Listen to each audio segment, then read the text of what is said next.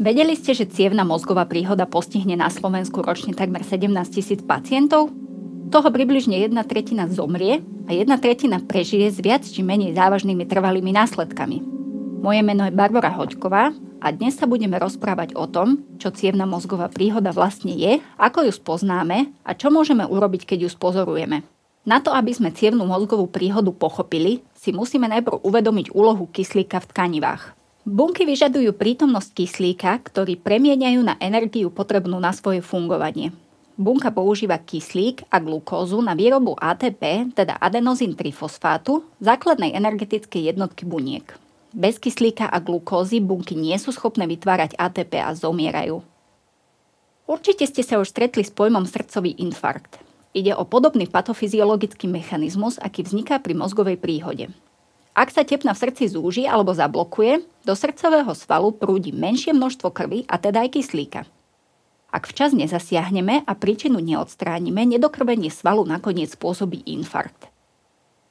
Mozgová príhoda vzniká podobne. Zablokovanie prietoku krvi v tepnách mozgu, prípadne ich pretrhnutie, spôsobí v mozgovom tkanive nedostatok kyslíka a tkanivo postupne odumiera.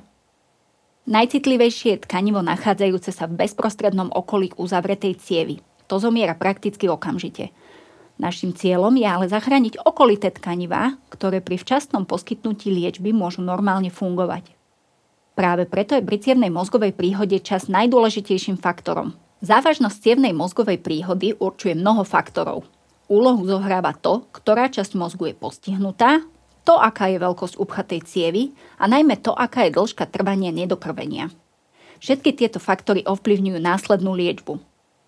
Odhalenie prítomnosti cievnej mozgovej príhody v čo najkratšom čase je teda pre ďalší vývoj ochorenia najdôležitejší. Ľudský mozog je úžasný a zložitý orgán a je zodpovedný za riadenie a koordináciu všetkých telesných funkcií a činností. Pozostáva z množstva odlišných oblastí, z ktorých každá hrá špecifickú úlohu v jeho celkovom fungovaní. Mozog zásobujú krvou 4 hlavné tepny. 2 väčšie vnútorné krčné tepny zásobujú predný mozog a dodávajú približne 80% krvi do mozgu. V mozgu sa potom delia na predné a stredné mozgové tepny. Zadná časť mozgu je zásobovaná 2 menšími vertebrálnymi tepnami, a všetky tieto tepny sa potom v mozgu delia na čoraz menšie vetvičky. Hlavné tepny sú navzájom prepojené tzv. Willisovým okruhom, ktorý funguje ako záložný systém v prípade blokády alebo narušenia toku krvi v mozgu. Tento ochranný systém však poskytuje ochranu len do určitej miery, pretože prívod krvi týmto okruhom, a teda aj živín a kyslíka, nie je z dlhodobého hľadiska dostatočný. V podstate si tepny Willisovho okruhu môžeme predstaviť ako dodatočný jazdný pruh na diaľnici. Ak sa stane nehoda a niektoré pruhy sú neprejazdné, môžeme toto miesto obísť, avšak premávka sa výrazne spomalí. Z toho vyplýva, že čím väčšia je cievna príhoda a čím menší je prietok krvi, tým väčšia časť mozgu je postihnutá.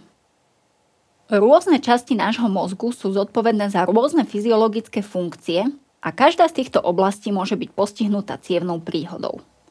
To, ktorá oblasť mozgu je postihnutá, určí jej charakter príznakov, ktoré môžeme pozorovať. Napríklad, ak k nám príde pacient a sťažuje sa na príznaky ako poklesnutie kútika a hornej končatiny, môžeme si byť istí, že postihnutá oblasť je primárna motorická kôra, ktorá sa nachádza v prednom laloku, pretože je to oblasť zodpovedná za kontrolu pohybu horných končatín a tváre. Zároveň viem aj s veľkou istotou povedať, že má upchatú strednú mozgovú tepnu, ktorá dodáva kyslík do predného laloku. Ak má oslabenú aj dolnú končatinu, znamená to, že zrazenina sa nachádza ešte ďalej proti prúdu a teda máme čo dočinenia s väčšou, závažnejšou mozgovou príhodou. Z rovnakej tepny je zásobovaná aj primárna somatosenzorická kôra, oblasť mozgu zodpovedná za spracovanie vnemov, takže ak je táto tepna upchatá, prejaví sa to napríklad stratou citlivosti na dotyk.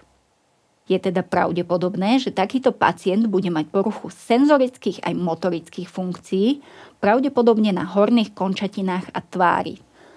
Rovnaké tepny dodávajú krv aj 2 jazykovým oblastiam mozgu, Wernickeho a Brocovo centrum.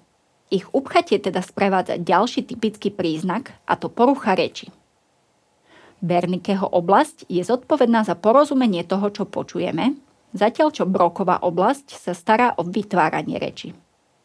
Ak pacient nie je schopný porozumieť jazyku, postihnutá je Wernickeho oblasť a hovoríme o tzv. Receptívnej afázii. Zároveň vieme, že sa jedná o upchatie spodnej vetvy strednej mozgovej tepny, keďže práve tá zásobuje krvou Wernickeho oblasť. Ak nie je schopný súvislú reč produkovať, hovoríme o expresívnej afázii a problém vieme lokalizovať v Brockovej oblasti a vieme, že sa jedná o upchatie hornej vetvy strednej mozgovej tepny. Ak nám pacient ani nerozumie, ani sa nevie vyjadriť, hovoríme o globálnej afázii a postihnutá bude väčšia cieva, pretože blokáda musí byť dostatočne veľká, aby ovplyvnila obidve oblasti. Ako vidíte, len z charakteru týchto troch zdanlivo jednoduchých príznakov, ktoré u pacienta pozorujeme, môžeme aj bez použitia akýchkoľvek zobrazovacích metód pomerne presne určiť, kde sa cievna mozgová príhoda nachádza. Je však dôležité poznamenať, že sa môžu vyskytnúť v rôznych kombináciách vrátane prípadov, kedy sa prejaví iba jeden z nich. V angličtine pre túto základnú trojicu príznakov existuje mnemotechnická pomôcka FAST, teda F ako face, teda tvár, je kútik poklesnutý, dokáže sa usmiať. A ako arms, teda ruky, sú na jednej strane slabé, dokáže ich zdvihnúť obe. S ako speech, teda reč, je reč zrozumiteľná, dokáže zopakovať vetu, pomenovať známe predmety.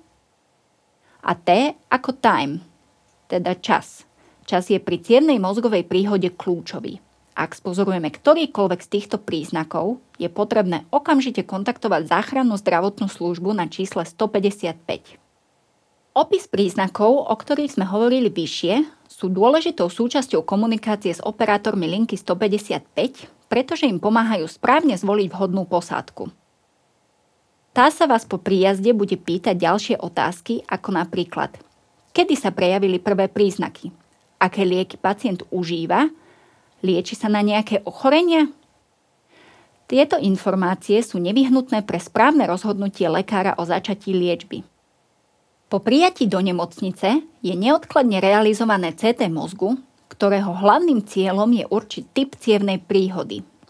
Väčšinu prípadov, asi 85%, tvorí zablokovanie cievy, teda ischemická cievna príhoda, alebo menej časté je krvácanie pri pretrhnutí cievy, teda hemoragická cievna príhoda.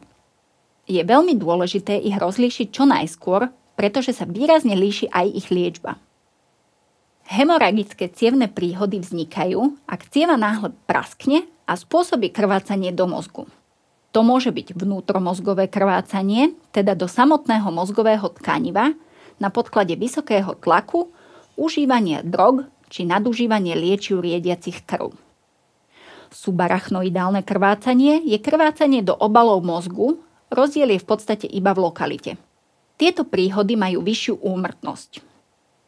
Ischemické príhody častejšie vznikajú ukladaním tukového tkaniva priamo v cievach mozgu, ktoré tuhnú a postupne sa zužujú. Tento jav nazývame ateroskleróza. Predpokladá sa, že vznik aterosklerotických plátov je spustený lokálnym zápalom cievnej steny, ktorý je vyvolaný poruchou metabolizmu tukov, najmä vysokými hladinami LDL cholesterolu a mnohými inými faktormi ochorenia. Zrazenina však môže vzniknúť aj inde v tele, väčšinou v srdci, pri jave nazývanom fibrilácia predsiení. Pri tomto type poruchy rytmu predsiene srdca pracujú chaoticky a neefektívne a teda nie sú schopné dostatočne pumpovať krv von zo srdca. To spôsobuje vírenie krvi v predsieni a formovanie zrazeniny. Ak je problém odhalený včas, pacient môže dostať účinnú akútnu liečbu, a to buď intravenóznu trombolízu, teda injekčne podávané liečivo rozpúšťajúce krvnú zrazeninu, môže podstúpiť mechanické odstránenie zrazeniny z cievy pri výkone nazývanom trombektómia alebo ich kombináciu. Akútna liečba je možná do 4,5 respektíve 6 hodín, vo vybraných prípadoch až do 24 hodín. Treba však mať na mysli, že každú minútu, ktorú mozgové tkanivo strávi v stave nedokrmenia, zomiera približne 1,9 milióna neurónov. Preto včasné podanie liečby znamená zvyčajne aj lepší výsledok. Význam času je najdôležitejšia časť toho, čo vás tu chceme naučiť. Takže rýchla rekapitulácia.